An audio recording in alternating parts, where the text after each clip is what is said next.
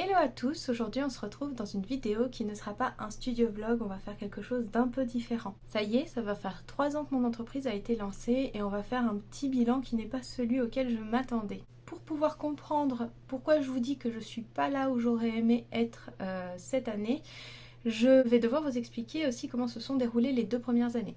Alors il faut savoir que la première année, j'ai relancé mon compte Instagram que j'avais laissé à l'abandon depuis plusieurs années et j'ai également lancé ma chaîne sur TikTok. Donc mon compte TikTok s'est plutôt bien développé. La première année j'étais contente, ça montait progressivement, c'était pas très rapide mais au moins ça montait. Instagram, j'ai eu beaucoup plus de difficultés, ça ne fonctionnait pas vraiment très bien. J'ai pas eu un énorme gain d'abonnés la première année, mais ça c'est pas très grave, je me suis concentrée du coup sur TikTok.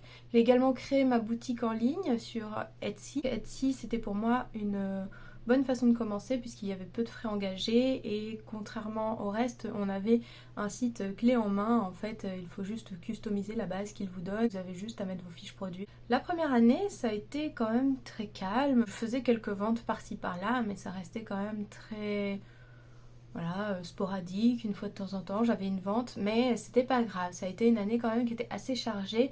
J'ai appris énormément de choses, j'ai loupé aussi énormément de choses. Donc cette première année-là, j'ai vraiment essayé de comprendre déjà comment fonctionnaient mes machines, les imprimantes, ma machine de découpe, les réseaux sociaux. Ça a été beaucoup d'essais, d'erreurs, des choses qui m'ont finalement permis de grandir et de savoir comment gérer déjà mes outils pour mon entreprise. Donc quand je parle des outils, c'est les outils physiques et les outils aussi non physiques, comme la communication. Seconde année, je ne sais pas ce qui se passe. Là, il y a tout qui commence à s'emballer. Donc j'ai beaucoup plus de ventes, c'est très régulier. J'ai mes comptes sur TikTok et sur Instagram qui prennent de l'ampleur. Donc ça, c'est super bien. Je suis vraiment contente. Et j'en arrive à un point, courant de l'année dernière, vers la fin de l'année, où je me dis que je ne vais plus pouvoir garder mon travail en 35 heures. Puisque du coup j'ai un travail en 35 heures à côté. Et que là vraiment l'entreprise plus le 35 heures c'est pas possible. Et il faut que je sacrifie quelque chose pour que l'autre chose puisse survivre. Et du coup je me pose la question, est-ce que je me repose mon 35 heures? Est-ce que je prends une année de congé sans solde pour essayer de me concentrer sur mon entreprise? Et j'arrive pas à faire mon choix. Donc en fait je garde les deux. Et ce qui s'est passé, c'est que je me suis complètement perdue à ce moment-là. Parce que le fait d'être tout le temps en train de faire des choses et des choses et des choses, j'avais plus la place pour la créativité, j'avais plus le temps de sortir, j'avais plus le temps de faire des choses en fait pour occuper mon esprit autre que le travail. Et ça a été hyper dur pour moi à gérer. Et en plus, mine de rien, ça a créé un truc assez malsain qui est que comme j'avais cette pression de me dire il faut quand même que mon entreprise dépasse un certain seuil d'argent généré pour que je puisse vraiment quitter mon emploi en 35 heures, en fait je me suis mis dans un espèce d'engrenage de faire des choses pour faire des choses, pour faire de l'argent, pour pouvoir quitter mon travail de bureau et avoir mon entreprise à plein temps. Mais c'était vraiment pas la chose à faire parce que du coup je me suis juste mise à regarder à droite à gauche que les autres faisaient en me disant ah ça marche donc je vais faire ça, ça marche donc je vais faire ça. À un moment donné j'avais arrêté le fan art, la deuxième année d'ailleurs, l'année où ça a bien marché pour moi. J'avais arrêté le fan art parce que donc pour ceux qui connaissent pas le fan art, c'est par exemple faire un dessin du voyage de Chihiro, c'est du fan art. C'est faire des dessins des super-héros de Marvel, c'est du fan art. Donc j'avais arrêté de faire ça parce que je voulais voir si les gens aimaient ce que je fais pour ce que je fais. Parce que la première année j'avais quand même pas mal vendu, mais quasiment que du fan art. Donc je voulais voir si les gens aimaient mon travail pour ce qu'il est et pas pour ce qu'il représente. Je sais pas si c'est très clair, mais je pense que vous avez l'idée. À ce moment-là, donc le moment où je me suis dit il faut que je fasse plus pour pouvoir arriver à dépasser le stade de j'ai juste assez d'argent qui rentre pour rentrer dans mes frais mais pas pour me dégager assez de bénéfices. Pardon.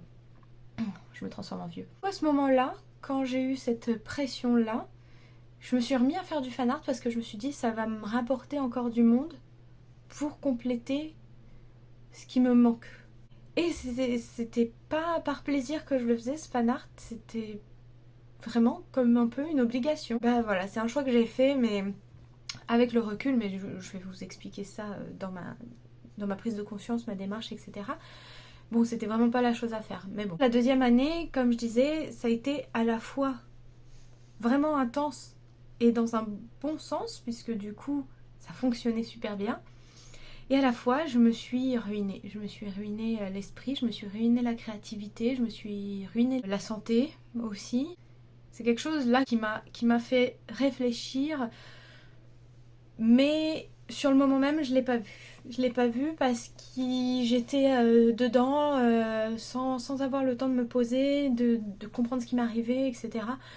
Et donc on arrive à cette troisième année du coup, qui démarre pareil que la seconde. Vraiment, on est à fond, il y a des commandes dans tous les sens, des projets, etc. Et là, il y a à peu près entre 4 et 6 mois, je commence à avoir une grosse baisse de mes commandes. Donc vraiment, les commandes qui diminuent progressivement. Si je fais pas la promotion de mes produits, en fait, je vois qu'il n'y a pas de trafic, quoi. Pas qu'il n'y en a pas, il n'y a pas zéro, j'ai quand même des commandes, mais je vois que c'est compliqué. Et moi, en même temps, de mon côté, je suis en quelque sorte obligée de faire une pause des réseaux sociaux. Je suis obligée de faire une pause des réseaux sociaux parce que je n'ai plus le temps. En fait, les réseaux sociaux, je les faisais, mais là, je pouvais plus les faire parce que j'étais encore en début d'année.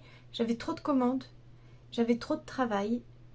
J'ai aussi, je suis mère de famille, donc j'ai une enfant à m'occuper, à aimer et à divertir. Donc, étant donné que ma fille m'avait clairement fait part de ce qu'elle ressentait et que ben, j'étais tout à fait d'accord avec elle, hein, il n'y avait pas de souci, et ben j'ai dû choisir quelque chose. Donc, je pouvais pas arrêter de faire des produits et des commandes, puisque sinon ben, mon entreprise n'allait pas fonctionner. Je ne pouvais pas arrêter mon 35 heures parce que mon entreprise dégageait pas encore assez de bénéfices pour que je puisse le quitter. Donc le choix a été fait que j'ai coupé les réseaux. J'ai moins posté, j'ai moins publié, j'ai moins montré ce que je faisais et du coup bah, j'avais moins de trafic. Ce qui est tout à fait normal, mais de couper les réseaux a diminué mon trafic. Diminuer mon trafic a fait que je me suis reposée. Mais après, j'ai plus voulu arrêter de me reposer, ce qui a donné quelque chose d'assez creux. Enfin, j'ai quand même, je pense, une quinzaine de commandes par mois. C'est quand même pas mal parce que j'ai des beaux paniers en général, donc ça fait quand même un truc sympa pour mon entreprise à la fin. Mais du coup, j'ai pris du temps pour me reposer et pour profiter des choses que je faisais plus pendant la deuxième année. Et aussi, ça m'a forcé à prendre du recul. Donc ça m'a forcé à prendre du recul sur ce que je proposais. Ce que je proposais et sur ce que je mettais dans mon entreprise. Dans le sens où j'ai vraiment l'impression que la deuxième année, je me suis perdue. Je me suis perdue et comme je vous disais, je faisais des trucs pour faire des trucs. Et je me suis plus éclatée, je me suis plus amusée. Je pense aussi que c'est ça qui a fait en partie, c'est pas que l'arrêt des réseaux, hein. Je pense que vous l'avez senti que je faisais des trucs qui me plaisaient moins et qui, bon bah du coup étaient un peu sans âme. Je vois pas comment dire ça autrement, même si c'est pas tout à fait ça, parce que je m'éclate quand même dans chaque chose que je fais, mais pas tout me ressemble et pas tout n'a la même aura. Donc bah, c'est vrai que j'ai fait des trucs pour faire des trucs, quoi. Là par exemple, ce qui m'a vraiment fait réfléchir le plus, c'est que j'ai lancé mon Kickstarter d'Halloween et qui a fonctionné moyennement. Et je me suis dit putain c'est con, pourquoi il a pas performé autant que les autres, etc. Je comprends pas, pourtant c'est mignon. Ouais c'est mignon. Ben en fait j'ai juste fait 3 dessins que j'ai trouvé mignons et je me suis dit oh il faut que je fasse un Kickstarter parce que c'est Halloween et du coup il faut que je fasse un truc en rapport avec Halloween. J'ai fait ces 3 dessins qui sont mignons et j'ai rien réussi à dessiner d'autres, donc bah je vais faire ça. Mais est-ce que Est-ce que c'est parce que je fais un truc mignon que je suis obligée de le transformer en quelque chose? Bah non, je crois pas. Je crois pas, et bien que je les aime beaucoup, ils sont super chouettes. Je suis très contente en plus que du coup le Kickstarter ait été financé et donc les pins vont voir le jour et franchement ça me fait super plaisir. Je les aime beaucoup. Est-ce que c'était la bonne façon de faire? Est-ce que c'est vraiment ce qu'il fallait que je fasse? Ça, j'en suis beaucoup moins convaincue. Donc j'ai quand même de la chance parce que j'ai toujours des gens qui me soutiennent et ça, depuis le début. Depuis le début, j'ai des gens qui me soutiennent. J'ai pas de remarques négatives à propos de mon travail. J'ai vraiment, je pense que j'ai dû avoir 2 fois des commentaires négatifs depuis les 3 ans que j'ai lancé mon entreprise. Et ça, j'en suis tellement reconnaissante. C'est un truc, je suis très très consciente de ma chance. Et du coup, d'avoir ces gens qui me soutiennent quoi que je fasse, c'est une bénédiction. On va passer à 2025. Déjà, je suis quand même assez fière de mes années précédentes parce qu'en fait, je me suis lancée. J'ai créé ma boutique, j'ai créé un compte TikTok, j'ai montré ma tête, j'ai appris des tonnes de choses, des tonnes de choses. J'ai rencontré des tas de gens aussi et ça c'est super chouette. Et je me suis aperçue que j'avais fait une grosse liste de choses qui me semblaient impossibles à faire mais que j'avais envie de faire et que j'avais noté sur cette liste parce que je m'étais dit c'est marqué, t'as plus le choix. Et que j'ai fait. En fait, j'ai quasiment tout réalisé. Et le plus gros projet, c'est YouTube. Parce que ça fait des années que j'y pense. Sans pouvoir pour autant commencer quoi que ce soit. Parce que j'y connais rien en montage. J'ai pas un bon téléphone. J'ai pas une bonne lumière. Je sais pas comment filmer. Je suis pas maquillée, coiffée. Bon. Et j'ai toujours une bonne excuse. Et c'est vrai que de monter mon entreprise m'a donné la force de faire tout ça et ça, c'est vraiment le gros truc positif. Donc, j'ai plus envie de gâcher la chance que j'ai de pouvoir m'exprimer au travers de mon art. Donc pour 2025, le gros projet à réaliser, c'est de s'amuser. En fait, ça va être mon but, mon objectif principal pour 2025, c'est de m'éclater à nouveau dans ce que je fais. De prendre du plaisir à faire mon entreprise, de prendre du plaisir à faire des produits, de à nouveau apprendre tout un tas de trucs comme je le faisais au début. C'est pour ça d'ailleurs que j'ai fait les mugs, etc. Parce que c'est nouveau et je sais pas faire. Donc j'adore ça, apprendre des trucs. Deuxième chose, ça va être de me focus sur ce qui me représente. Et par exemple, j'adore faire les cartes de vœux que je n'ai pas fait depuis longtemps. J'ai pas sorti de nouveau design de cartes de vœux et je ne sais pas pourquoi, j'adorais faire ça. Et pourquoi j'en ai plus fait, je sais pas. J'ai privilégié de faire d'autres choses dont je sais les gens sont friands, etc. Et au final, que je prends un peu moins de plaisir à faire. 2025, on s'éclate, on se retrouve, on s'apaise, on se repose. Et je pense aussi que du coup ça va me permettre de me reconnecter avec vous. Parce que c'est vrai que j'ai perdu un peu le lien avec les gens qui me suivaient cette année parce que trop de choses justement. J'aimerais aussi trouver une harmonie. Donc là, il faudrait pour cette fin d'année que je me pose et que j'arrive à faire en sorte que mon entreprise me reflète et que j'ai un branding cohérent. J'ai vraiment cette vision de mon entreprise. J'aimerais qu'elle soit pas professionnelle, c'est pas le mot, mais cohérente. Tout simplement. Cohérent et le branding en fait partie. Donc ça aussi, je vais le voir pour 2025. Je me suis aperçue en essayant de commencer le montage qu'il me manquait la partie finale de ma vidéo. Je ne sais pas, j'ai perdu le fichier où je parlais du storytelling. Bref, c'est quand même quelque chose du coup que j'aimerais remettre en place dans cette prochaine année. Donc raconter des petites histoires sur mes personnages, leur inventer des petites vies. C'est vrai que ça m'a toujours bien plu. J'aime beaucoup le côté raconter une histoire.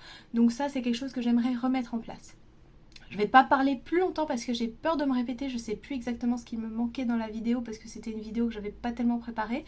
Et puis, je vais vous dire au revoir ici. N'hésitez pas à commenter, liker, partager. En commentaire, si vous passez par les mêmes étapes que je suis passée, n'hésitez pas à en parler. Ça pourrait faire un petit groupe de soutien, qui sait. Voilà, c'est tout ce que j'avais à dire. Je vous fais des bisous, je vous dis à la prochaine. Bye! Bye! Ah mais j'ai pas fini, il faut que je vous montre, je me suis fait une lumière, vraiment c'est débile, parce que la luminosité est pas bonne chez moi, mais regardez-moi cette lumière faite de briques et de broc, c'est terrible.